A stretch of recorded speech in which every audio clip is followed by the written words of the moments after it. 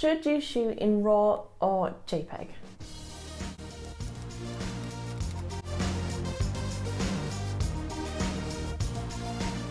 What's up YouTube, and welcome back to my channel. On this channel we talk about everything to do with photography and food photography. So if that interests you, then click subscribe. I'm in a lot of Facebook photography groups, and a question I see pop up all the time is, should you be shooting in RAW or JPEG?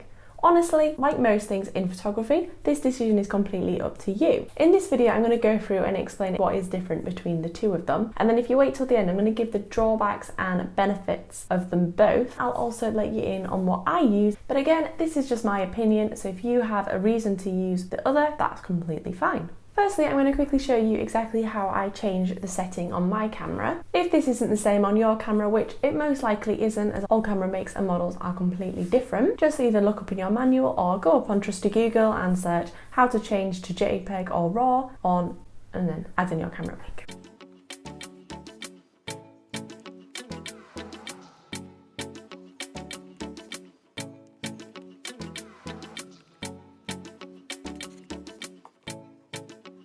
When you changed your setting to JPEG, as you've probably seen many times before, on the computer it will have .jpg or JPEG. If your camera is in RAW, it will be dot and then something completely dependent on your camera make. I have a Nikon and that is .nef. So now I'm going to go through and explain the differences between the two. This isn't every single difference, but this is the kind of, to me, the most important differences. The way I like to think of it is like pancakes. So your JPEG is a stack of very plain pancakes.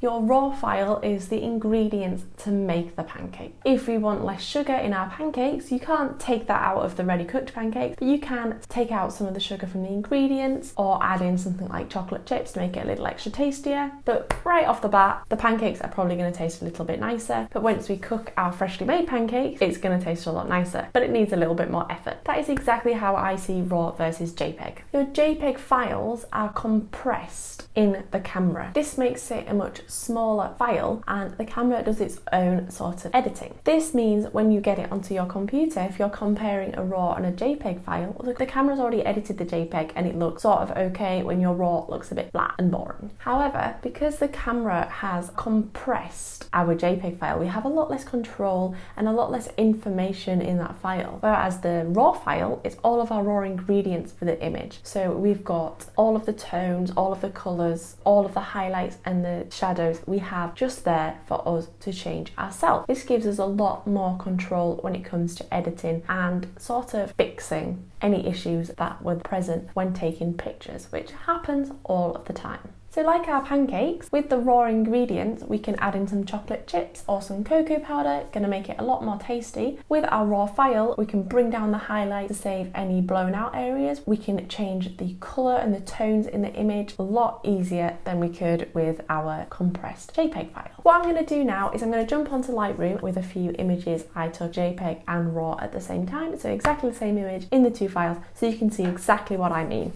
Okay, so now we've jumped onto the computer and we can see here I've opened up in Lightroom our RAW file, so exactly the same file as a JPEG. And looking straight from this, you can sort of see that right now the JPEG looks better. It looks brighter, the colours look a bit more saturated, but you can also see that with the JPEG we've lost a lot of the tone around the cherry, so you see in the reflection we've lost that on this one. That's what we want to keep in our image, so we've got a lot more tone in this one. Yes, it looks a bit flat, it looks a bit colourless, but we would edit that afterwards instead of, like the JPEG, the camera doing it for us. Take a look at this image here. This obviously looks way too dark. You can see up here on the left, the whole of the image is pretty much in the dark area. This is our RAW file, double check that, and I am going to edit this image really quickly and then we'll see how it looks.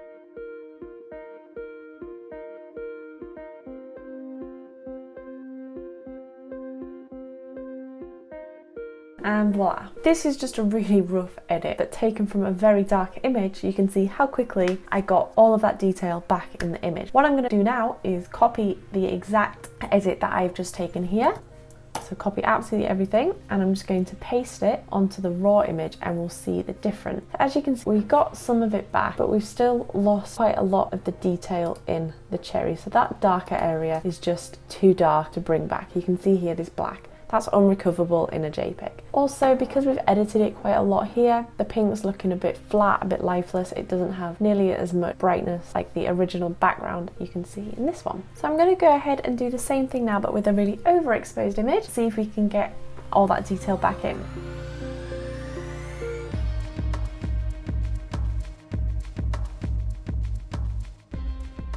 So there, I've done it again with the overexposed image. You can see we've still got all of the detail in the background. We've still got the tone in the cherry. This is just a rough edit. I mean, there is more that I could do to this image. Now I'm going to copy over the edit again and paste it back onto that JPEG, and we'll see how it looks. We've rescued a bit of the colour. It's gone a bit weird, and it's definitely a bit hazy here in the shadow of the cherry. This wasn't too overexposed. There was no lost highlights before I edited it, but you can see the cherry's kind of all one colour, and we've lost a lot of the tone and reflection from that. Same with like the underexposed one. Brings it back a little bit, but you definitely lose a lot of the detail there. This is just a very quick demonstration. There's definitely a lot more you can do with a RAW file, but here in the studio when we're not going out, there's not much I can really do to show you that. I think you can quite clearly see how much easier it is to edit a RAW file. What I will also go through and show you is how white balance can be affected by a JPEG file. If we look at this JPEG here, go up here to our white balance, it's all set to 0. This is because the JPEG file doesn't even carry the information of what colour the light was when it was taken. This makes it quite hard to sort of do your drop picker when trying to correct the white balance. When you change the white balance on a RAW file, it'll actually carry over, as you can see here, the tone of the light when it was shot. It looks a lot more realistic than when we do it to the JPEG file, because it knows what temperature the image was shot at, and it's changing that more than editing over the whole image.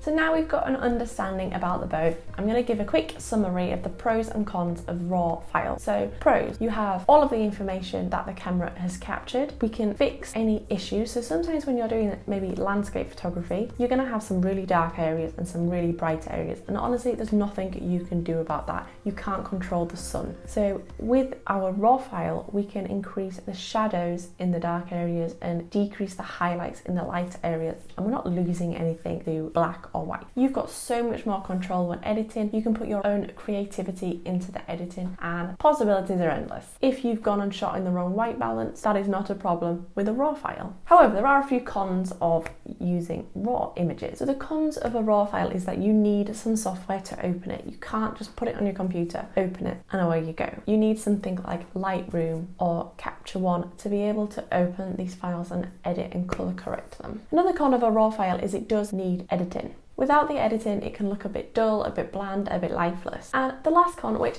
to be honest, it's not really a con, but they take up a lot more room. If this is an issue for you, the way to get around this is you're going to be saving it or exporting it as a JPEG anyway, so just get rid of the RAW file after that. And personally, I like to keep all of my RAW files, but if you were concerned about space, you can only save the JPEG. That is an option. So the pros of JPEGs are you don't need to edit them. If you do not like editing and you will not edit your RAW files, you are probably best shooting in JPEG. They're also quite small files, which makes them quite handy, but like I said, you can export and only save the JPEG version of a RAW file. It's not an issue. And the con of JPEGs is quite a big one for me. If an image is shot in the wrong white balance or the wrong exposure, it's not as easy to fix it. Yes, you can edit a JPEG, but this does damage the file a little bit as well. It's kind of like taking a photocopy of a photocopy. Eventually, it's gonna look a bit strange. If the image is under or overexposed, there's very little you can do to fully get that back. For me personally, I shoot in RAW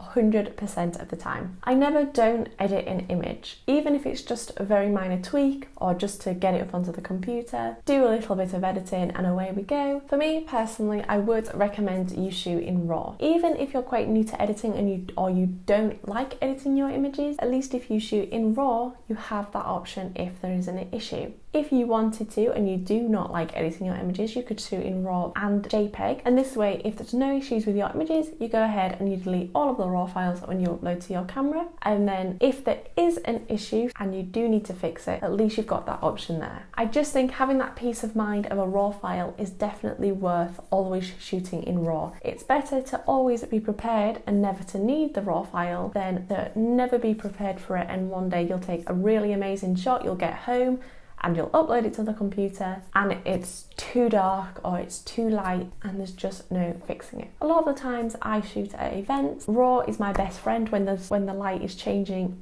constantly all day. You're never going to be fully prepared. That's it for today's video, guys. I know it was a bit more of a technical video, which is very unlike me, but I hope it's helpful to you. Let me know in the comments below if you generally shoot in RAW or JPEG, and I'll see you in the next video, guys. Bye!